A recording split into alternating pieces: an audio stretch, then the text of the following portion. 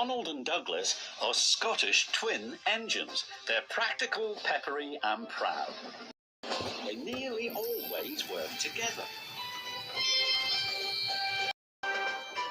One day, Donald and Douglas were chuffing through the countryside, hauling a heavy load.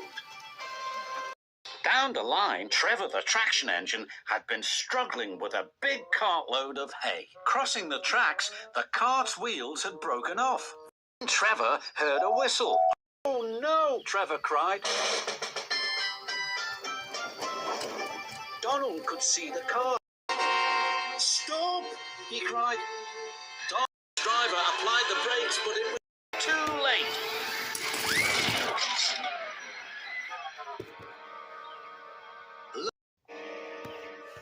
Luckily, no one was hurt.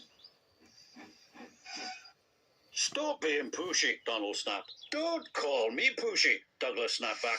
"You shouldn't have pushed me into the cart," huffed Donald. "You pulled me, you mean," argued Douglas. "Didn't he?" No. Did too." Before long, the track was cleared and Donald and Douglas were on their way. But the twins were so cross, they refused to speak to each other for the rest of the day.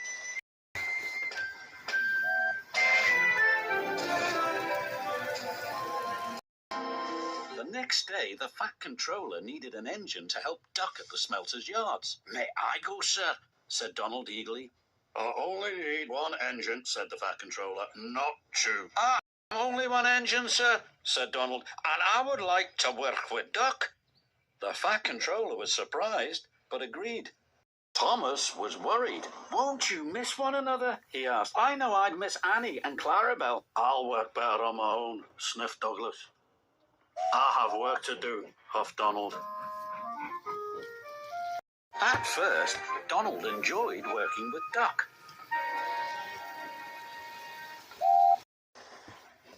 Then, things started to go wrong. "Did you shunt those trucks onto the other line?" Donald asked. "You said you wanted them on the other line," Duck replied. "No, the other line. The other line." Donald was cross. "Douglas would have known what I meant," he huffed.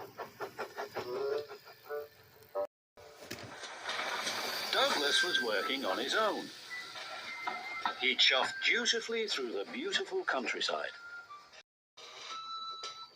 But Douglas had no one to share it with. Although he tried not to, he was beginning to miss his twin. That night, Douglas's driver took him to visit Donald. "I was just passing," said Douglas. "Have you let me say you're sorry?" Donald sniffed. This made Douglas very cross. "I've nothing to be sorry for," he said, and steamed away in a huff. The next day, Donald was in a bad mood. Duck could see him getting too close to the buffers. "Look out!" he shouted, but it was too late. Donald's driver was very cross. "This wouldn't have happened if you were working with Douglas," he said. Donald knew he was right. And Duck knew he couldn't pull Donald back onto the rails. So he went for help. Douglas was sadly finishing his work as Duck steamed into the depot. "Donald's in trouble," said Duck. "Donald in trouble!" Douglas cried. "I'm on my way!" And he steamed off as fast as he could.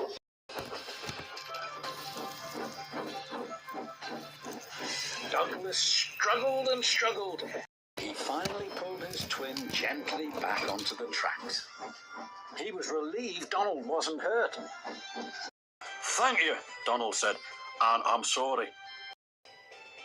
"No, I'm sorry," said Douglas.